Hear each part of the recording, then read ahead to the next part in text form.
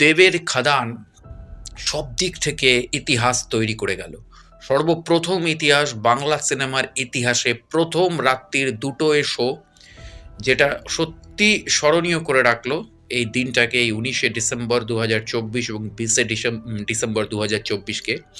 কারণ এর আগে আমরা জওয়ানের সময়, এর আগে আমরা মানে পুষ্পা টুর সময়ও দেখেছি তাদের তাদের রাজ্যে, বা জওয়ানের সময় নর্থ ইন্ডিয়াতে নাইট শো পেতে, বা আমাদের কলকাতাতে খুব আর্লি মর্নিং শো ছিল।